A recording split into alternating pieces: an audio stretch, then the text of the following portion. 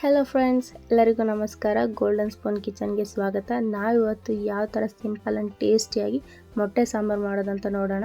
ಮಕ್ಕಳು ಮತ್ತು ಮೊಟ್ಟೆ ಇಷ್ಟಪಡೋರಂತೂ ತುಂಬ ಇಷ್ಟಪಟ್ಟು ತಿಂತಾರೆ ಈ ಥರ ಮಾಡಿಕೊಟ್ರೆ. ಅದರಲ್ಲೂ ಬ್ಯಾಚುಲರ್ಸ್ ಸಹ ತುಂಬ ಈಸಿಯಾಗಿ ಮಾಡ್ಕೋಬೋದು ಆ್ಯಂಡ್ ಟೇಸ್ಟಿಯಾಗೂ ಸಹ ಇರುತ್ತೆ. ನೀವು ಒಂದ್ಸತಿ ಟ್ರೈ ಮಾಡಿ ನೋಡಿ. ಯಾವ ರೀತಿ ಮಾಡೋದು ಮತ್ತು ಇಂಗ್ರೀಡಿಯೆಂಟ್ಸ್ ಏನೇನು ಬೇಕಾಗುತ್ತೆ ಅಂತ ನೋಡೋಣ.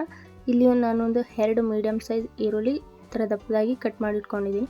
ಮತ್ತು 1 ಗಡ್ಡೆ ಬೆಳ್ಳುಳ್ಳಿ, ಸ್ವಲ್ಪ ಸಾಂಬಾರು ಸೊಪ್ಪನ್ನ ಹಾಗೆ ಎತ್ತಿಟ್ಕೊಂಡಿದ್ದೀನಿ ತೊಳೆದು, ಮತ್ತು ಸ್ವಲ್ಪ ಕರಿಬೇವು. ಇಲ್ಲಿ ಅರ್ಧ ಕಪ್ಪಷ್ಟು ಸಾಂಬಾರು ಪೌಡ್ರನ್ನ ಎತ್ತಿಟ್ಕೊಂಡಿದ್ದೀನಿ. ಕೆಲವರು ಧನಿಯಾ ಪುಡಿ ಮತ್ತು ಖಾರದ ಪುಡಿನ ಸಪ್ರೇಟಾಗಿ ಹಾಕ್ಸಿಟ್ಕೊಂಡಿರ್ತಾರೆ. ಇಲ್ಲಿ ಎರಡನ್ನೂ ನಾವು ಮಿಕ್ಸಲ್ಲಿ ಹಾಕ್ಸಿರೋದು. 1/4 ಕಪ್ಪಷ್ಟು ತುರಿದಿರೋಂಥ ಕಾಯಿ ಮತ್ತು 4 ಮೊಟ್ಟೆ ಎತ್ತಿಟ್ಕೊಂಡಿದ್ದೀನಿ. ನಿಮಗೆ ಮೊಟ್ಟೆ ಜಾಸ್ತಿ ಬೇಕು ಅಥವಾ ಜಾಸ್ತಿ ಜನ ಇದ್ದಾರೆ ಅಂತ ಅಂದರೆ ಕ್ವಾಂಟಿಟಿ ನೋಡಿ ನೀವು ಕಾಯಿ ಮತ್ತು ಮೊಟ್ಟೆನ ಸ್ವಲ್ಪ ಜಾಸ್ತಿನೇ ಹಾಕ್ಕೋಬೋದು. ನಾನು ಇದೊಂದು ಮಿಕ್ಸರ್ ಜಾರ್ ಇಟ್ಕೊಂಡಿದ್ದೀನಿ. ಅದಕ್ಕೆ ಅರ್ಧ ಕಪ್ಪಷ್ಟು ತುರಿದಿರೋಂಥ ಕಾಯಿ. ನೀವು ಮನೆಯಲ್ಲಿ ಜಾಸ್ತಿ ಜನ ಇದ್ದಾರೆ, ಜಾಸ್ತಿ ಸಾಂಬಾರು ಬೇಕಾಗತ್ತೆ ಅಂದರೆ ಕಾಯಿ, ಈರುಳ್ಳಿ ಮತ್ತು ಸಾಂಬಾರು ಪೌಡ್ರನ್ನ ಜಾಸ್ತಿನೇ ಹಾಕ್ಕೋಬೋದು. ಇಲ್ಲಿ 2 ಕಟ್ ಮಾಡ್ಕೊಂಡಿರೋಂಥ ಈರುಳ್ಳಿ ಮತ್ತು ಸ್ವಲ್ಪ ಕೊತ್ತಂಬರಿ ಸೊಪ್ಪನ್ನ ಆ್ಯಡ್ ಮಾಡ್ತಾಯಿದ್ದೀನಿ. 1 ಸೋಸಿಟ್ಕೊಂಡಿರೋಂಥ ಬೆಳ್ಳುಳ್ಳಿ ಹಾಕೋದ್ರಿಂದ ಸಾಂಬಾರು ಟೇಸ್ಟ್ ಇನ್ನೂ ಚೆನ್ನಾಗಿರುತ್ತೆ. ಅರ್ಧ ಕಪ್ಪಷ್ಟು ಸಾಂಬಾರು ಪೌಡ್ರನ್ನ ಹಾಕೋತಾ ಇದ್ದೀನಿ. ಇದಕ್ಕೆ ಸ್ವಲ್ಪ ನೀರು ಹಾಕೋತಾ ಇದ್ದೀನಿ. ನೀರು ಹಾಕ್ಕೊಂಡು ಮಸಾಲೆನ ನೀಟಾಗಿ ಸಣ್ಣದಾಗಿ ರುಬ್ಕೊಳ್ಳಿ ಈ ಥರ. ನಾನಿಲ್ಲಿ ಸ್ಟವ್ ಹಚ್ಕೋತಾ ಇದ್ದೀನಿ. ಸ್ಟವ್ ಹಚ್ಕೊಂಡು ಒಂದು ಬಾಣಲೆನ ಇಟ್ಕೊಳ್ಳಿ. ಬಾಣಲೆ ಕಾದ ನಂತರ 2 ಟೇಬಲ್ ಸ್ಪೂನಷ್ಟು ಎಣ್ಣೆ ಹಾಕಿ, ಎಣ್ಣೆ ಕಾದಾದಮೇಲೆ ಒಗ್ಗರಣೆಗೆ ಸ್ವಲ್ಪ ಕರಿಬೇವನ್ನ ಹಾಕಿ, ಆವಾಗಲೇ ರುಬ್ಬಿಟ್ಕೊಂಡಿರುವಂಥ ಮಸಾಲೆನ ಅದಕ್ಕೆ ಆ್ಯಡ್ ಮಾಡ್ಕೋತಾ ಇದ್ದೀನಿ.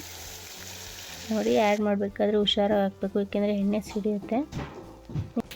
ಮಿಕ್ಸರ್ ಜಾರಲ್ಲಿರೋ ಮಸಾಲೆನ ವೇಸ್ಟ್ ಮಾಡಬೇಡಿ. ಅದಕ್ಕೆ ಸ್ವಲ್ಪ ನೀರು ಹಾಕ್ಕೊಂಡು ಆ್ಯಡ್ ಮಾಡ್ಕೊಳ್ಳಿ. ಅದಕ್ಕೆ ನಿಮಗೆ ಯಾವ ಕನ್ಸಿಸ್ಟೆನ್ಸಿಲಿ ಬೇಕು ಸಾಂಬಾರು ಆ ಥರ. ಒಬ್ರೊಬ್ಬರು ತುಂಬ ಗಟ್ಟಿಯಾಗಿ ಮಾಡ್ಕೊತಾರೆ ಸಾರು, ಗ್ರೇವಿ ಥರ, ಆ ಥರನಾದರೂ ಮಾಡ್ಕೋಬೋದು. ನೀವು ಸ್ವಲ್ಪ ತೆಳ್ಳಗಾದರೂ ಮಾಡ್ಕೋಬೋದು.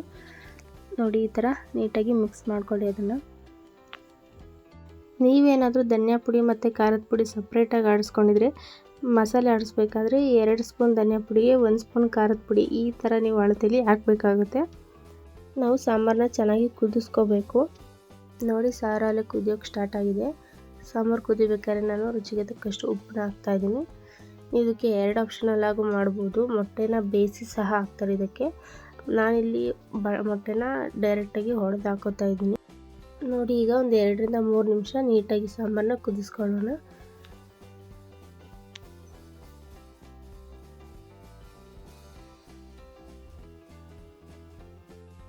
ನೋಡಿ, ಸಾಂಬಾರನ್ನ ಒಂದು 3 ರಿಂದ 4 ನಿಮಿಷ ನೀಟಾಗಿ ಕುದಿಸ್ಕೊಳ್ಳಿ. ಚೆನ್ನಾಗಿ ಅದು ಮಸಾಲೆ ಸ್ಮೆಲ್ಲೆಲ್ಲ ಹೋಗೋ ಥರ ನೀಟಾಗಿ ಕುದಿಸ್ಕೊಂಡಾದ್ಮೇಲೆ ಲೋ ಫ್ಲೇಮಲ್ಲಿ ಇಟ್ಕೊಂಡು ನಾವು ಮೊಟ್ಟೆ ಹೊಡೆದು ಹಾಕಬೇಕು ಯಾವತ್ತಿದ್ರೂ ಅಷ್ಟೇ. ಏಕೆಂದರೆ ಮೊಟ್ಟೆ ಎಲ್ಲ ಕಲಸೋಗ್ಬಿಡುತ್ತೆ. ಹಾಗಾಗಿ ನಾವು ಲೋ ಫ್ಲೇಮಲ್ಲಿ ಇಟ್ಕೊಂಡು ಮೊಟ್ಟೆನ ಈ ಥರ ಬಿಡಿಯಾಗಿ ಹಾಕ್ಕೊಳ್ಳಿ. ಆದಷ್ಟು ಮೊಟ್ಟೆನ ಒಂದ್ರ ಮೇಲೆ ಒಂದು ಹಾಕ್ಕೊಳ್ಳೋಕೆ ಹೋಗ್ಬಿಡಿ. ನಮಗೆ ತೆಗ್ಕೊಳ್ಳೋದಕ್ಕೂ ಸರಿಯಾಗಿ ಬರುತ್ತೆ ಬಿಡಿಯಾಗಿ ಹಾಕ್ಕೊಂಡ್ರೆ ನಾವು. ನೋಡಿ, ಈ ಥರ ನೀವು ಒಂದು ಬೌಲಿಗಾದರೂ ಮೊಟ್ಟೆನ ಹೊಡೆದು ಹಾಕ್ಕೊಂಡಾದರೂ ಹಾಕ್ಬೋದು.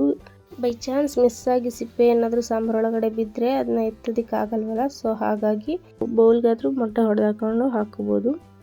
ನೋಡಿ, ಈ ಥರ ನಿಧಾನವಾಗಿ ಮೊಟ್ಟೆನ ಹೊಡೆದು ಹಾಕ್ಕೋತಾ ಇದ್ದೀನಿ. ಮೊಟ್ಟೆ ಈ ಥರ ಹೊಡೆದು ಹಾಕೋದ್ರಿಂದ ಮೊಟ್ಟೆಗೆ ಉಪ್ಪು, ಖಾರ, ಮಸಾಲೆ ಚೆನ್ನಾಗಿ ಅಂಟ್ಕೊಂಡಿರುತ್ತೆ. ತಿನ್ನೋಕ್ಕೂ ಸಹ ಸೂಪರಾಗಿರುತ್ತೆ. ನೋಡಿ, ಈಗ ಒಂದು 3 ನಿಮಿಷ ನೀಟಾಗಿ ಬೇಯಿಸ್ಕೊತಾ ಇದ್ದೀನಿ ಪ್ಲೇಟ್ ಮುಚ್ಚಿ ಲೋ ಫ್ಲೇಮಲ್ಲೇ. ನೋಡಿ, ಕೊನೆಗೆ ನಾನು ಕೊತ್ತಂಬರಿ ಸೊಪ್ಪು ಆ್ಯಡ್ ಮಾಡ್ತಾಯಿದ್ದೀನಿ. ನೀಟಾಗಿ ಸಾಂಬಾರ್ದು ಎಣ್ಣೆ ಎಲ್ಲ ಬಿಟ್ಕೊಂಡಿದೆ. ಘಮನೂ ಸಹ ತುಂಬ ಚೆನ್ನಾಗಿ ಬರ್ತಾಯಿದೆ. ನೋಡಿ, ಈ ಥರ ನೀಟಾಗಿ ಬೆಂದಿದೆ ಮೊಟ್ಟೆ. ನಿಮಗೆ ಮೊಟ್ಟೆ ಬೆಂದಿದೆಯೋ ಇಲ್ವೋ ಅಂತ ಗೊತ್ತಾಗಲಿಲ್ಲ ಅಂತಂದರೆ ಆ ಮೊಟ್ಟೆನ ಕಟ್ ಮಾಡಿ ನೋಡಿದ್ರೆ ಗೊತ್ತಾಗುತ್ತೆ ಒಳಗಡೆ ಎಲ್ಲ ನೀಟಾಗಿ ಬೆಂದಿದೆಯೋ ಇಲ್ವೋ ಅಂತ. ಈಗ ನಾನು ಸ್ಟವ್ ಆಫ್ ಮಾಡಿ ಒಂದು 2 ನಿಮಿಷ ಹಾಗೆ ಬಿಡ್ತೀನಿ. ನೋಡಿ, ಫೈನಲಿ ರೆಡಿ ಆಯಿತು ಮೊಟ್ಟೆ ಸಾಂಬಾರು. ನೀವೇನಾದರೂ ಫಸ್ಟ್ ಟೈಮ್ ಮೊಟ್ಟೆ ಸಾಂಬಾರು ಮಾಡ್ತಿದ್ರೆ ಅಥವಾ ಮೊಟ್ಟೆಲಿ ಡಿಫ್ರೆಂಟಾಗಿ ಏನಾದರೂ ಮಾಡಬೇಕು ಅಂತಿದ್ರೆ ಈ ರೆಸಿಪಿನ ಟ್ರೈ ಮಾಡಿ ನೋಡಿ. ತುಂಬಾ ಚೆನ್ನಾಗಿ ಬರುತ್ತೆ. ಮಕ್ಕಳು ಸಹ ತುಂಬ ಇಷ್ಟಪಟ್ಟು ತಿಂತಾರೆ. ಬ್ಯಾಚುಲರ್ಸ್ ಅಂತೂ ಈಸಿಯಾಗಿ ಮಾಡ್ಕೋಬೋದು.